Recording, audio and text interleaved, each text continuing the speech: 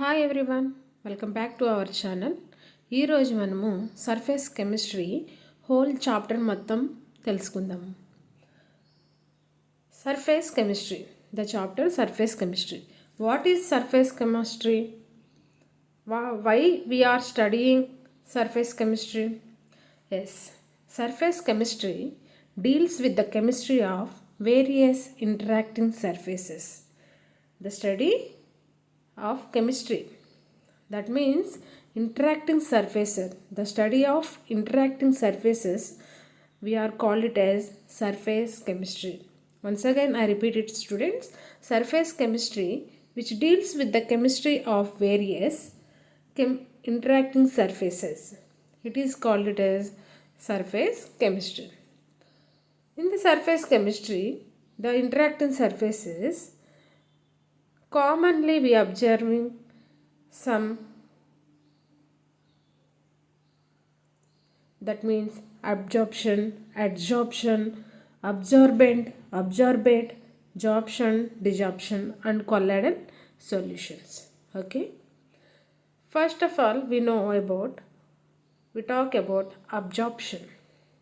For example, if a piece of chalk is dipped in colored ink and kept for some time, the chalk absorbs the color. Do you observe? Yes. If a piece of chalk is dipped in colored ink, kept after some time, we observing the chalk absorbs color. And also a sponge is placed in water. The sponge absorbs water. That is called it as absorption. The interacting surfaces with them, the one surface interact with another surfaces. So the interacting surfaces, the absorption will be takes place. Okay, the absorption, in this process a solute present in a solution pass through the surface of the solid or liquid into the bulk of solid or liquid. Okay, that is called it as absorption. And then another one, adsorption. ad adsorption, it is the activate. For example, the activated charcoal absorbs gases like CO2, SO2, and Cl2, etc. The absorption means the surface phenomenon of accumulation and adherence of a substances on the surface of a solid liquid. That is called it as absorption. Okay, దీంట్లో ఏంటంటే activated charcoal అనేది absorb చేసుకుంటుంది. ఏ గ్యాసెస్ని absorb చేసుకుంటుందంటే carbon dioxide and sulphur dioxide and chlorine gases. ఈ chlorine గ్యాసెస్ని, carbon డయాక్సైడ్ని, వీటిని ఈ యాక్టివేటెడ్ చార్కోల్ అనేది అబ్జర్బ్ చేసుకుంటుంది అనమాట. దాన్నే అడ్జార్ప్షన్ అంటాం. The surface phenomenon of a accumulation and adherence of a substance of a surface or solid or liquid is known as adsorption. The adsorption involves two substances, absorbent and absorbate. One is absorbent and another one is absorbent. అంటే ఒకటి absorbent అయి ఉంటే ఇంకోటి అబ్జార్బేట్ అయి ఉంటుంది అనమాట. ఈ రెండు జరిగితేనే అక్కడ అబ్జార్ప్షన్ అనేది, ద ఫినామినన్ అనేది జరిగింది, అబ్జార్ప్షన్ ఫినామినా జరిగింది అని మనం చెప్తాం. What is absorbent? The substance on whose surface absorption occurs is known as absorbent. ఏ సర్ఫేస్లో అయితే మనకి అడ్జార్ప్షన్ జరుగుతుందో, దాన్ని జరిగిస్తుందో ఆ సబ్స్టెన్స్ని మనం అడ్జార్బెంట్ అంటాం. అలాగే అడ్జార్బేట్ అంటే the substance whose molecules are absorbed. The surface is called it as absorbent. అంటే అబ్జార్ప్షన్ సర్ఫేస్ జరుగుతున్న ప్రాసెస్ని అబ్జార్బెంట్ అంటే ఏదైతే ఇంటరాక్ట్ అవుతుందో ఆ సర్ఫేస్ని అబ్జార్బేట్, అది అబ్జార్బేట్ అయ్యింది అనుకుంటాం. The adsorption of acetic acid, అలాగే ఎస్టిక్ యాసిడ్ యొక్క అడ్జార్ప్షన్ మనం చూస్తే కనుక ద చార్కోల్ ఎస్టిక్ యాసిడ్ అనే వాటిలో ఎస్టిక్ యాసిడ్ అనేది అబ్జార్బెంట్ కింద వస్తుంది. చార్కోల్ అనేది అబ్జార్బెంట్ కింద వస్తుంది. అంటే అబ్జార్బెంట్ అని ఎందుకంటున్నాం చార్కోల్ని, ఎస్టిక్ యాసిడ్ని అది అక్కడ ఫినామినన్ అనేది జరుగుతుందన్నమాట, అబ్జార్బ్ చేసుకుంటుంది కాబట్టి సో దాన్ని అబ్జార్బేట్ అంటాం. And the next one sorption. What is sorption? The process in which both adsorption and absorption, AB and AD రెండు కనుక సైమల్టేనియస్గా జరిగిపోతుంటే దాన్ని జాబ్షన్ అంటాము. The process in which both adsorption and absorption takes place simultaneously is called it as absorption. For example, the dyeing of cotton fibers by azodyes. And next one, desorption. What is desorption? The removal of the absorbed substance. ఏదైతే ఉందో ఆ surface నుంచి మనం remove చేస్తామో ఆ absorbed సబ్స్టెన్స్ని దాన్నే డిజార్ప్షన్ అంటాం. అంటే ఆ అబ్జార్బ్ అయిపోయిన సబ్స్టెన్స్ మళ్ళీ రిమూవ్ చేసేస్తే కనుక దాన్ని ఫర్ ఎగ్జాంపుల్లో 2-3 డైస్ అనేది ఫామ్ అయినాయి, దాంట్లో ఒక డై ఫామ్ అవ్వగానే అనదర్ డైని తీసేసాం, మళ్ళీ ఇంకొక డై ఫామ్ అవుతుంది, ఆ ఫామ్ అయిన డైని మళ్ళీ తీసేసాం, అంటే దాన్ని డిజార్ప్షన్ చేసి తీసి రిమూవ్ చేసేయడాన్ని ఆ ప్రాసెస్ని డిజార్ప్షన్ అంటాం అనమాట. The removal of the absorbed substance from the surface is called it as desorption. And the second and next one colloidal solution. What are colloidal solutions? The colloidal solutions అంటే ఏమిటి అంటే the binary solution, ఏదైనా ఒక binary solution అంటే 2 solutions, ఏవైనా 1 solution mixing with another solution. So ఆ రెండు సొల్యూషన్స్ని కలిపి మనం బైనరీ సొల్యూషన్ అంటాం అనమాట. వాటి యొక్క పార్టికల్ సైజెస్ అనేవి dispersed phase in the order 1 millimicron to 1 micron. దాన్నే ఏమంటామంటే కొల్లాయిడల్ సొల్యూషన్స్ అంటాం. ఈ binary solutions in which the particle size of the dispersed phase in the order of 1 millimicron to 1 micron is called it as colloidal solution. For example starch solution అని ఎందుకంటున్నాము, already water అనేది ఒక solution అనుకుంటే మళ్ళీ దాంట్లో స్టార్చ్ని మళ్ళీ water కలిపి 2 పోస్తాం కదా, ఆ రెండింటినీ కలిపి బైనరీ సొల్యూషన్ అంటాం. వాటి యొక్క సైజ్ అనేది డిస్పర్స్డ్ ఫేజ్, దట్ మీన్స్ దాని యొక్క ఆర్డర్ అనేది మినిమంగా మనకి 1 millimicron నుంచి 1 micron వరకు ఉంటే కనుక దాన్ని కొల్లాయిడల్ సొల్యూషన్ అంటాం. ఇంకా అలాగే ఈ కొల్లాయిడల్ సొల్యూషన్స్కి 2-3 ఎగ్జాంపుల్స్ చెప్పుకోవచ్చు అనమాట, gelatin, glue and etcetera. Okay, దీంట్లో మనం కొల్లాయిడల్ సొల్యూషన్లో మనం డిస్పర్స్డ్ ఫేజ్ గురించి మాట్లాడుకున్నాం. డిస్పర్స్డ్ ఫేజ్ ఎందుకు వచ్చింది అసలు, దాని గురించి ఇప్పుడు తెలుసుకుందాం మనం. The substance that distributes in the dispersion medium as the colloidal particles it is called it as dispersed phase.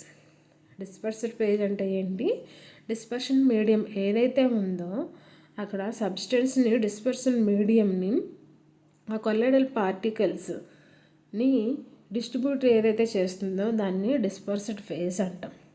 Milk is a colloidal solution of liquid, it is fat in water and liquid fat is dispersed phase. Okay, అలాగే starch in water ఇందాక చెప్పుకున్నాం మనం, దీంట్లో dispersed phase ఏంటి, starch.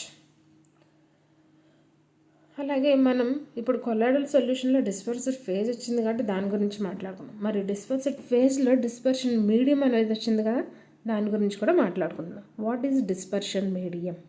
The continuous medium of the heterogeneous colloidal solutions. Heterogeneous means 2 different అనమాట. The కంటిన్యూస్గా వాటి medium ఏదైతే ఉందో హెట్రోజీనియస్ కొల్లాయిడల్ సొల్యూషన్స్ని ద డిస్పర్స్డ్ ఫేజ్ ఆఫ్ పార్టికల్స్ని మనం డిస్పర్షన్ మీడియం అంటాం, or in dispersed. For example in smoke air is dispersion medium. Smoke వదిలేస్తున్నారు, అది దేంట్లో కలుస్తుంది? ఎయిర్లో కలిసిపోతుంది.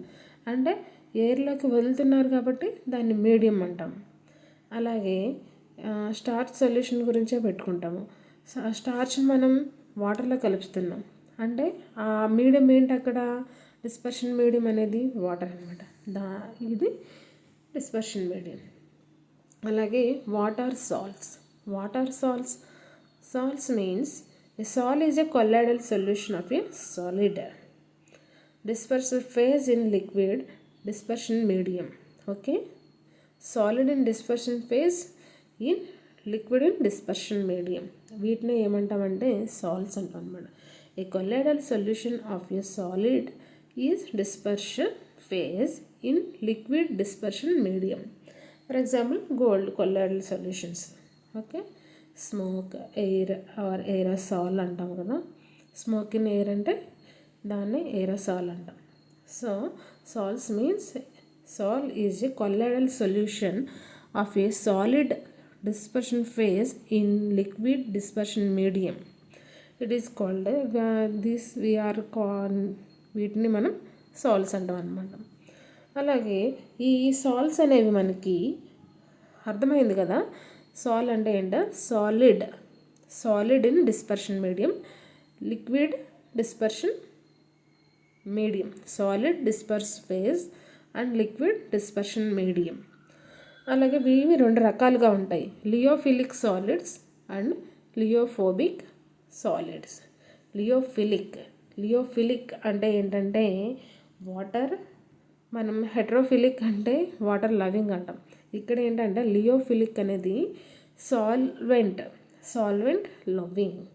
LIO లియో అంటే సాల్వెంట్, ఫిలిక్ అంటే లవింగ్. అలాగే లియో అంటే సాల్వెంట్, ఫోబిక్ మీన్స్ హైటింగ్. ఈ లియోఫిలిక్ సాల్ట్స్ అంటే ఏంటి? These are solvent loving colloidal solution.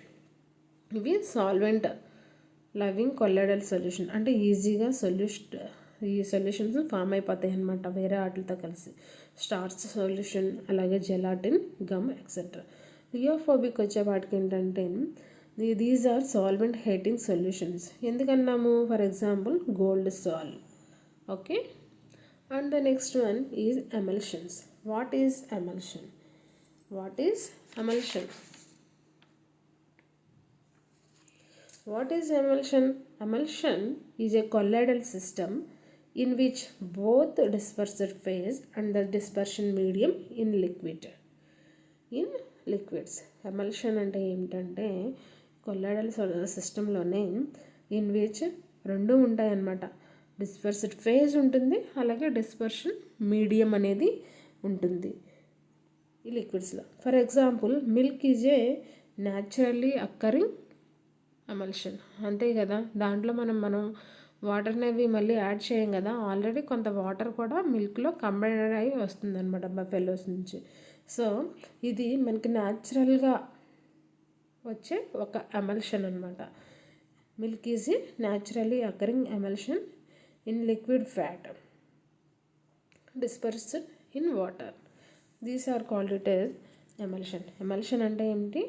Colloidal system in which the both dispersed phase and the dispersion medium are liquids. Okay, ఈ ఎమల్షన్స్ని మనం 2 టైప్స్గా క్లాసిఫై చేసుకోవచ్చు. ఒకటి ఏంటంటే oil in water, OW, oil in water type of emulsion. అలాగే water in oil type of emulsion.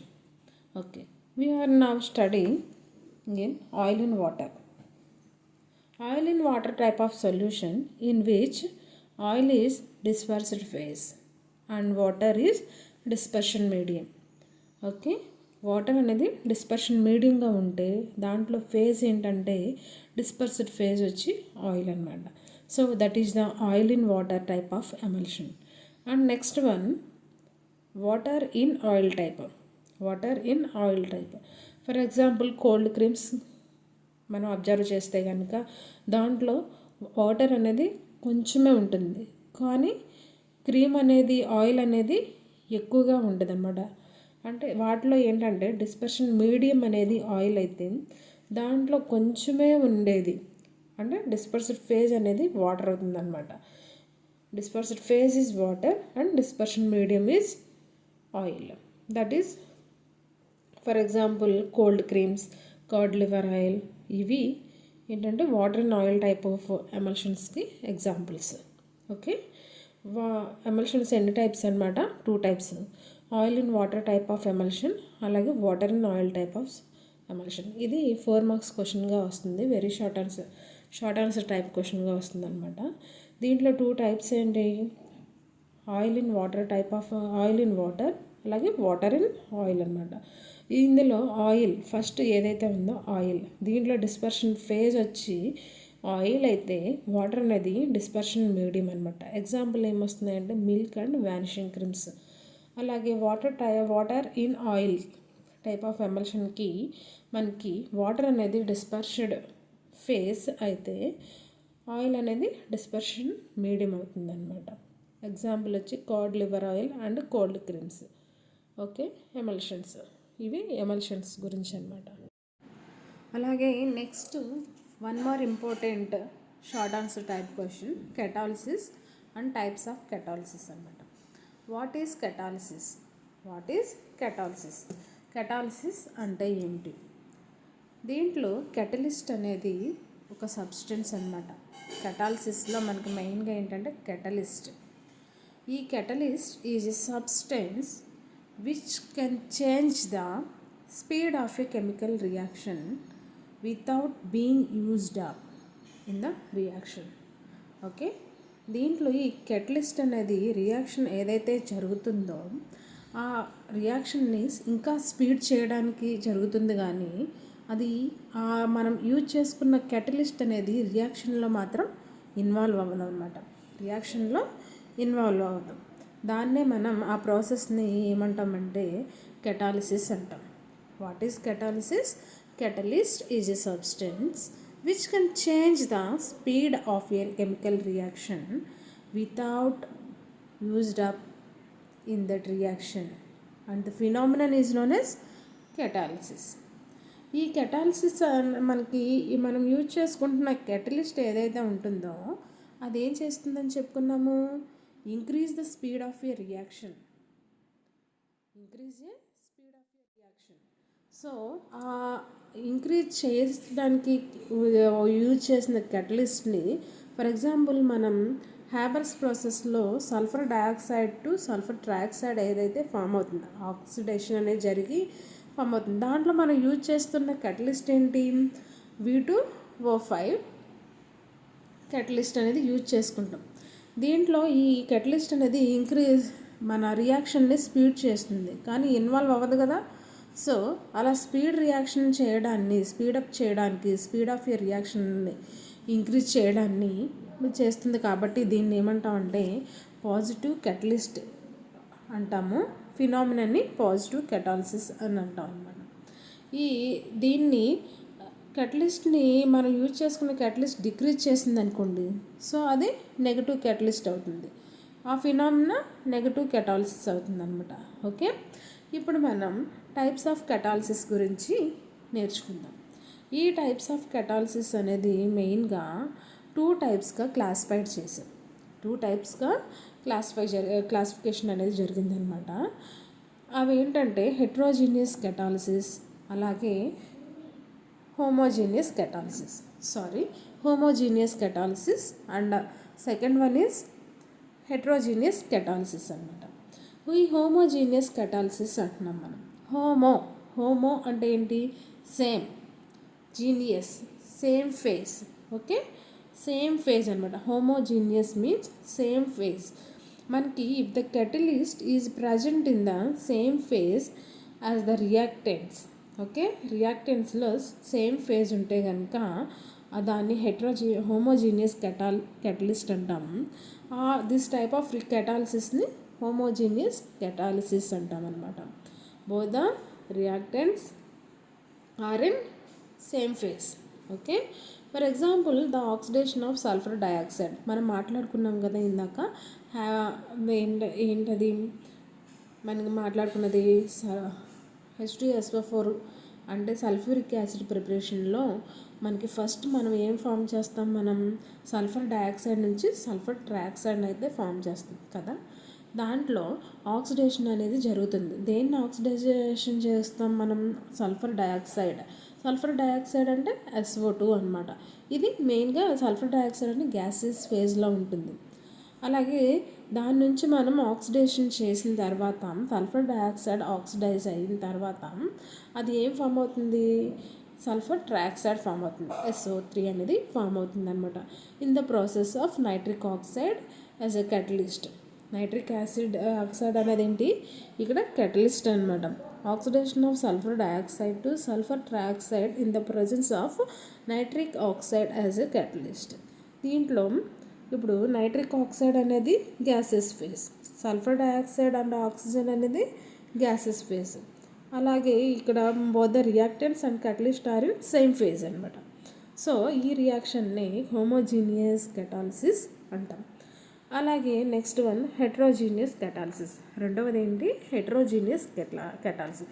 ఇక్కడ మనకి నేమ్లోనే అర్థమవుతుంది. ఏం అర్థమవుతుంది? హెటిరో అంటే డిఫరెంట్, జీనియస్ మీడియం అంటే different phase. If the catalyst is present in a different phase than that of the reactant is known as homogeneous catalyst. This phenomenon is known as homogeneous catalysis. Okay, దీనికి ఎగ్జాంపుల్గా మనం ఏం మాట్లాడుకోవచ్చు అంటే Haber's process. The manufacture of ammonia. Manufacture of అమోనియాని దేని ద్వారా ఏ ప్రాసెస్ ద్వారా చేస్తారంటే హ్యాబర్స్ ప్రాసెస్ అనమాట. మ్యానుఫ్యాక్చర్ ఆఫ్ అమోనియా దేని నుంచి ఫామ్ అవుతుంది? Nitrogen and hydrogen by Haber's process using the catalyst. Which catalyst is using? This platinum. Okay, using the catalyst or iron, and also iron Fe is a catalyst అనమాట.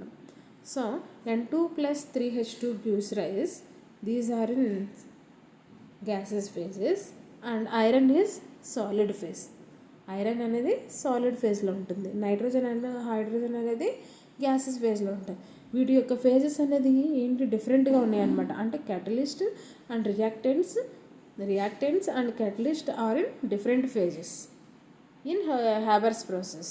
So ఇది అయితే reaction అనేది జరుగుతుంది, కానీ ఆ కెటాలిసిస్ని మనం ఏమంటున్నామంటే heterogeneous catalysis అంటాము.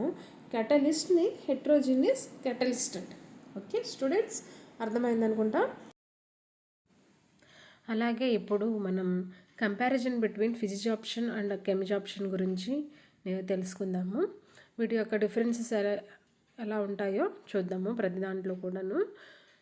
ఫిజిజాప్షన్ అంటే ఫిజికల్ అడ్జాప్షన్ అని, కెమిజాప్షన్ అంటే కెమికల్ అడ్జాప్షన్ అని తెలుసు కదా. అలాగే ఫస్ట్ వన్ వచ్చి బైండింగ్ ఫోర్సెస్ అన్నమాట. ఈ బైండింగ్ ఫోర్సెస్ అనేవి ఫిజికల్ అడ్జాప్షన్లో దీంట్లో ఏంటంటే వాండర్వాల్ ఫోర్సెస్ అనేవి ఉంటాయి. అలాగే కెమికల్ అడ్జాప్షన్లో కెమికల్ బాండ్స్ అనేవి ఉంటాయన్నమాట. బైండింగ్ ఫోర్సెస్ ఏంటి? ఫిజికల్ అబ్జాప్షన్లో అయితే వాండర్వాల్ ఫోర్సెస్ అని, కెమికల్ అబ్జాప్షన్లో అయితే కెమికల్ బాండ్స్ ఫామ్ అవుతాయని ఉంటాయన్నమాట. అలాగే నెక్స్ట్ వచ్చి మాలిక్యులర్ లేయర్స్. ఈ ఫిజికల్ అడ్జాప్షన్లో మల్టీ లేయర్స్ అనేవి ఫామ్ అవుతాయండి, మాలిక్యులర్ లేయర్స్ అనేవి. అలాగే కెమికల్ అబ్జాప్షన్లో వచ్చి ఓన్లీ వన్ సింగిల్ లేయర్ అంటే ఓన్లీ వన్ లేయర్ మాత్రమే దీనిలో ఫామ్ అవుతుందన్నమాట. నెక్స్ట్ స్పెసిఫిసిటీకి వచ్చేపాటికి ఫిజికల్ అడ్జాప్షన్లో ఇది నాట్ స్పెసిఫిక్. అలాగే కెమిజాప్షన్లో వచ్చి highly specific. Binding forces, molecular layers, specificity. Physical అడ్జాప్షన్లో అయితే వాండర్వాల్ ఫోర్సెస్ ఫామ్ అవుతాయి, ఫిజికల్ అడ్జాప్షన్లో అయితే కెమికల్ బాండ్స్ అనేవి ఫామ్ అవుతాయి అని. అలాగే మాలిక్యులర్ లేయర్స్ వచ్చి మల్టీ లేయర్డ్, కెమిజాప్షన్లో highly single layer, specificity not specific, highly specific in chemisorption. అలాగే నెక్స్ట్ టెంపరేచర్స్ అనేవి ఫిజికల్ అబ్జార్ప్షన్లో వెరీ లో టెంపరేచర్స్ అనమాట. అలాగే కెమికల్ అబ్జార్ప్షన్లో వచ్చి హై టెంపరేచర్స్ అనేవి ఉంటాయి. అర్థమవుతుంది కదా. టెంపరేచర్స్ అనేవి ఫిజికల్ అబ్జార్ప్షన్లో వెరీ లో. అలాగే కెమికల్ అబ్జార్ప్షన్లో high temperatures are required. Next one heat of absorption. Heat అనేది ఎలా చేసుకుంటుంది? దీంట్లో స్మాలర్ హీట్ అనేది అబ్జార్బ్ చేసుకుంటుంది. కెమికల్ అబ్జార్ప్షన్లో లార్జర్ హీట్స్ అనేవి హీట్ ఆఫ్ అబ్జార్ప్షన్ అనేది ఎక్కువగా ఉంటుందన్నమాట. అలాగే యాక్టివేషనల్ ఎనర్జీ ఫిజిజార్ప్షన్లో నో నీడ్, కెమికల్ అబ్జార్ప్షన్లో మాత్రం రిక్వైర్డ్. ఓకే, నెక్స్ట్ ఇక్కడ ప్రాసెస్. ఏ ప్రాసెస్ జరుగుతుందంటే ఫిజికల్ అబ్జార్ప్షన్లో దీంట్లో రివర్సిబుల్ అనమాట. కెమికల్ అబ్జార్ప్షన్ వచ్చి ఇర్రివర్సిబుల్ ప్రాసెస్ అనేది జరుగుతుంది. రివర్సిబుల్ అంటే తెలుసు కదా, రియాక్టెంట్స్ టు ప్రోడక్ట్స్. ఇర్రివర్సిబుల్ అనే వాటికి రెండు అటు మళ్ళీ ప్రోడక్ట్స్ టు రియాక్టెంట్స్ అనేవి ఫామ్ అవుతాయి అన్నమాట. అలాగే ఎఫెక్ట్ ఆఫ్ హై ప్రెజర్స్ వచ్చి మనకి ఇంక్రీజ్ అవుతాయి. అలాగే దీనిలో కూడా ఇంక్రీజెస్ అవుతాయి. అలాగే బాండింగ్ వచ్చి అక్కడ వీక్ వాండర్ వాల్ ఫోర్సెస్ అన్నాం కదా, ఇక్కడ వాండర్ వాల్ ఇంటరాక్షన్స్ జరిగి బాండింగ్ అనేది ఫామ్ అవుతుంది. అలాగే హైడ్రోజన్ అయానిక్ కోవలెంట్ బాండ్స్ అనేవి ఇక్కడ ఫామ్ అవుతాయి అన్నమాట. అలాగే డిపెండబుల్ ఫ్యాక్టర్ వచ్చి అబ్జార్బేట్ అనేది ఉంటుంది. ఇక్కడ బోత్ అనమాట, అబ్జార్బేట్ అండ్ అబ్జార్బెంట్ రెండు జరుగుతాయి ఫ్యాక్టర్ అనేది. అలాగే దీనికి ఎగ్జాంపుల్స్ వచ్చి absorption of oxygen or hydrogen on charcoal. అలాగే ఇక్కడ absorption of oxygen on metal surface మీద ఇక్కడ అబ్జార్ప్షన్ అనేది ఆక్సిజన్ అనేది అబ్జార్బ్ అవుతుంది. ఓకే.